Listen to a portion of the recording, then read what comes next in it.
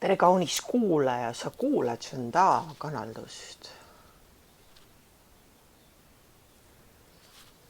Pettusega pärandatud võlg võib tulla kergesti.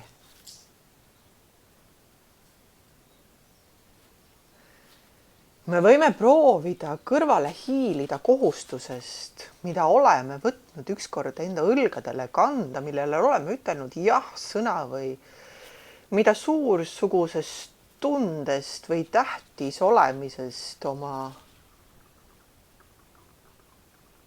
identiteedi väljapakkumisest oleme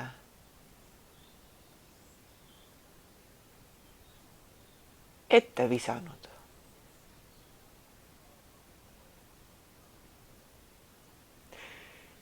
Me võib-olla soovisime näha välja tähtsatena, võib-olla soovisime midagi saada ja sellepärast ahnitsesime rohkem, kui suutsime kanda või pakkusime suuremat tasu, kui ealeski vastutust oleksime jõudnud võtta.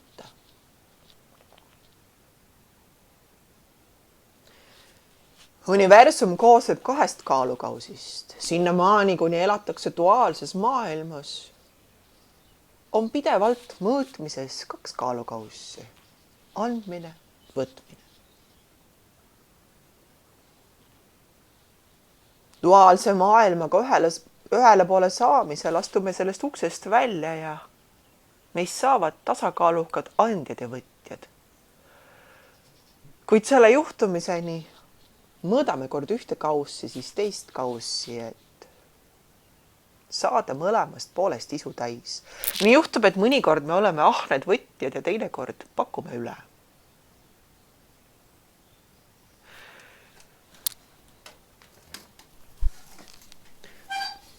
Pole hullu lugu, kui oleme andjad ja tuleme andmisega toime. Hulluks läheb lugu siis, kui me sõnas lubame, aga teoni ei jõua. Öeldakse, et kui varas varastab, siis andkem talle topeltkoguses veel juurde see, mille ta varastas. Järelikult oli tal vaja. Järelikult oli tal puudus millestki ja läbi selle võtmise saab ta kätte kogemuse. Võtan. Ja see, kellelt varastati, saab kätte kogemuse. Annan. Nii pakun ma petturile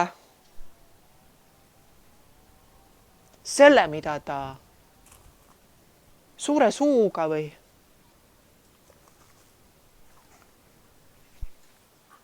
tähtis olemise nimel kord sõnas pakkus või sellele, kes ahnena võtma tuli ja ei mõelnudki kunagi omapoolset panust jagada, kellel oli kogu aeg vaja, anna. Nii kingin ma talle nõudmise, mida ta nii väga oma taskusse tahab toppida. Sest võib-olla tal on kartus, et kui ta ära annab, siis vaesub ta. Kui ta ära annab teenuse eest, mida ta tarbis, siis võib-olla talle ei jäägi midagi.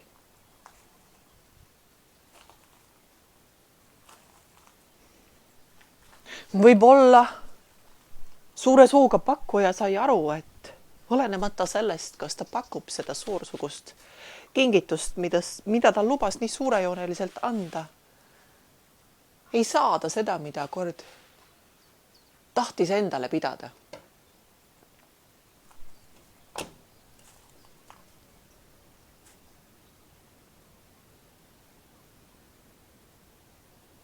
Nii leiab ta mõttetuna oma lubaduse täitmise. Üldsegi ei võta ta seda lubadusena, ta võtab seda kord välja puistatud sõnana nägemata tagajärge.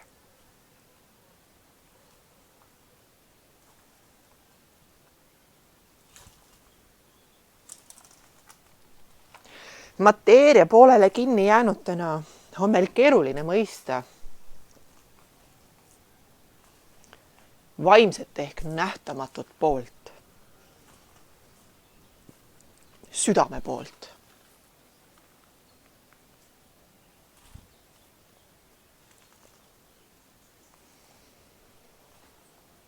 Vaimsus on südame andmine, see on kaastundlikkuse äratamine, see on tänulikkuseni jõudmine.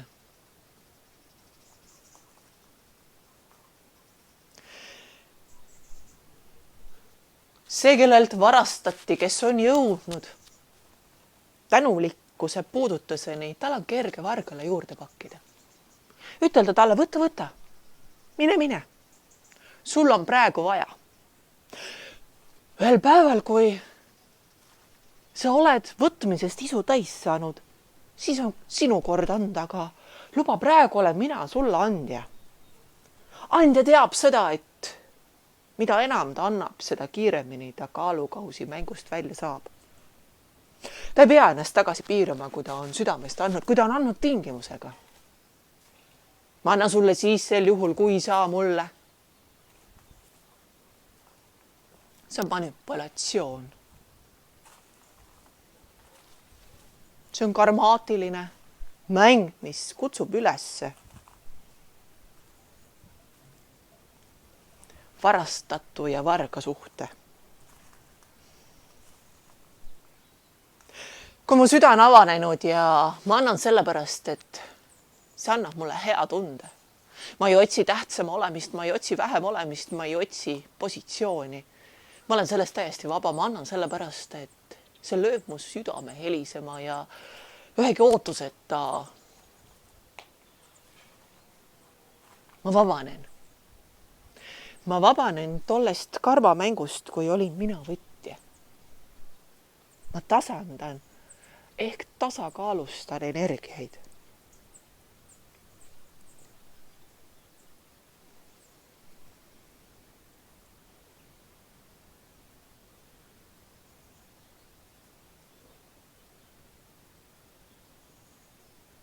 Õnneks karmarajal me oleme suurte klappidega ja vaimse poole nägemisest keeldujad. Muidu me ei saakski karmaatilist lugu luua, karmaatilist teekonda avada, kui me näeksime nähtamatut poolt, siis me ei julgeks seda teha, me mõtleksime tagajärje seadusele, me hoiaksime tähelepanu tulevikul, kui palju meil on vaja heastada seda, mida nüüd karmateekonnal lahti tõmbame.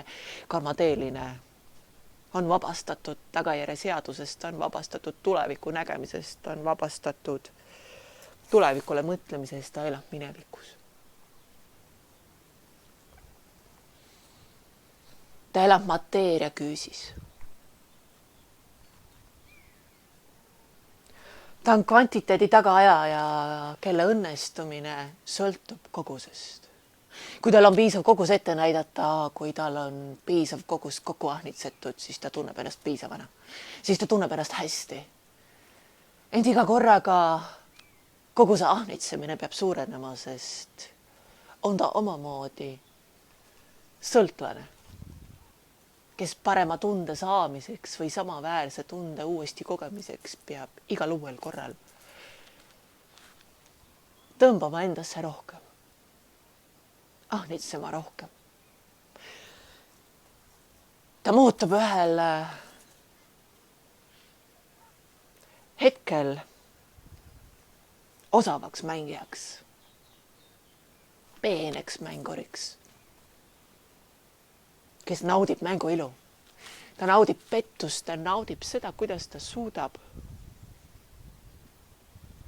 panna enda poole materiaalse voolama millegi arvelt, kellegi arvelt.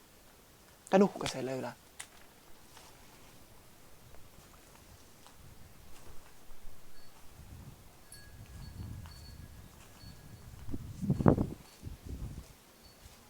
Alles siis, kui ta on jõudnud tupikusse ja näeb, et totaalset rahulolu tunnet ei saabu. Olenemata kogusest, kui palju ta kokku ahnitseb või kui palju ta varastab. Rahul olematus süveneb. Ta on endast kaugeneja. Ta on uute ja suursugusemate identiteetide looja. Tekitaja. Enamate maskide ahnitseja ja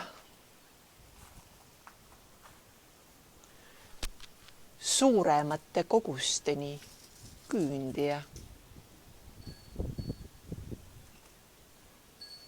Tema on soolapuhuja, kes ajab suust tühja vahtu, aga tõde sealt ei leia. Lihtsalt põhjusel ta on unustanud, mis on tõde.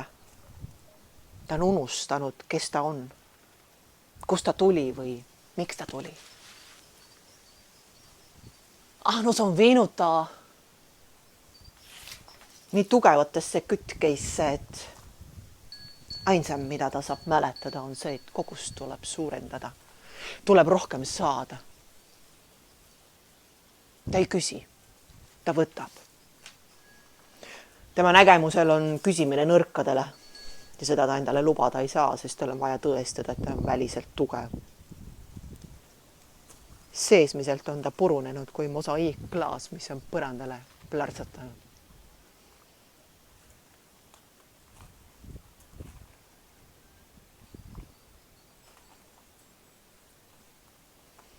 Alles siis, kui ta on kohtunud äärmusliku üksildustundega.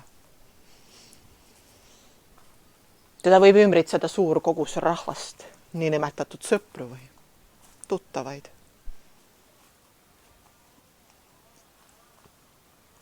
Positsioonilt tähtsaid isikuid, aga üksildustunne laieneb tema sees. See haigutab kui kole öö ja klammerdub ikka rohkem ja rohkem. Ööde ületamine muutub pea võimatuks, sest sõba silmale ei tule. Kartus magada on liiga suur. Kartus puhata veelgi suurem.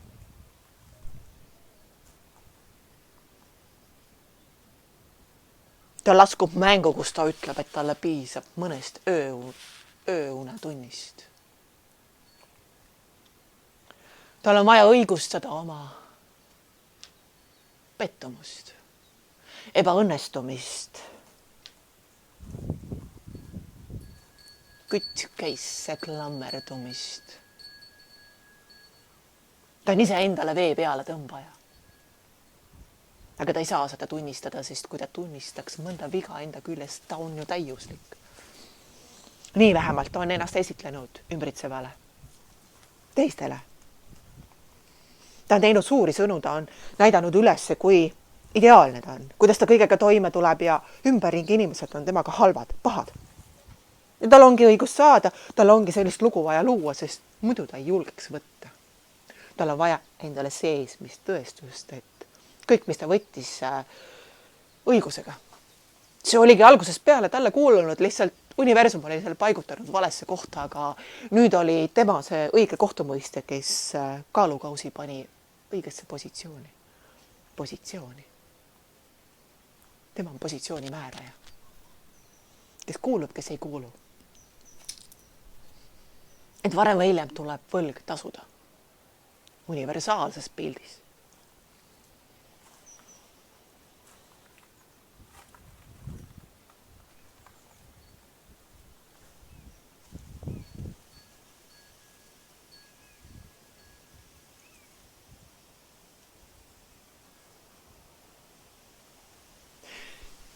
Me tahame vaadata neid nõrkadena, kes sõjalisest konfliktist välja astuvad.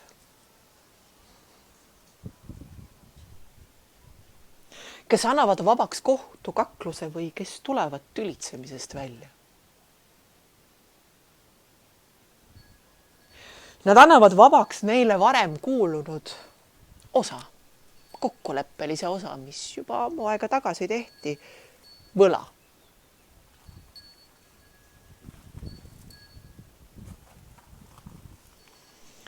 Nad soovivad oma ellu kvaliteeti, kvantiteedi asemel kvaliteeti. Kui nad jääksid kaklusesse edasi, siis võiksid nad mitmeid aastaid pühenduda vaidlusele. Sellega annaksid nad universumile mõista, et nad tahavad edasi kakelda, nad tahavad olla endised sõdalased, nad tahavad olla positsiooniga. Nad otsivad võitu. Aga mitte midagi pole võita. On kohale tulla. On seesmisse rahulollu. Saabumise teekond see, mis määratleb õnnestumise. Nii või teisiti universum paneb kaalukausid paika ja kui ühest kohast öeldi võlast lahti, siis teisest kohast ainult saabub. Ikka saabub. Tuleb kuskilt mujalt.